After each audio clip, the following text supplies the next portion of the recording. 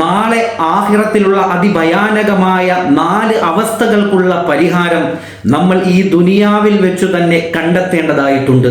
അതിൽ ഒന്നാമത്തേത്, ആഖിറത്തിലേക്കുള്ള ആദ്യ ഭവനമാകുന്ന ഖബർ ജീവിതം പ്രകാശപൂരിതമാകുന്നതിന് വേണ്ടി നമ്മൾ കൃത്യമായി തഹജ്ജുദ് നമസ്കരിക്കുന്നവരായി മാറുക.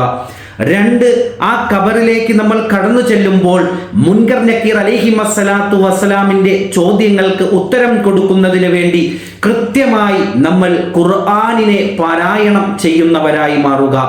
3, സിറാത്ത് എന്ന അതിഭയാനകമായ പാലം വിട്ടുകടക്കുന്നതിന് വേണ്ടി നമ്മൾ ഒരുപാട് സ്വതക്കകളെ അധികരിപ്പിക്കുക.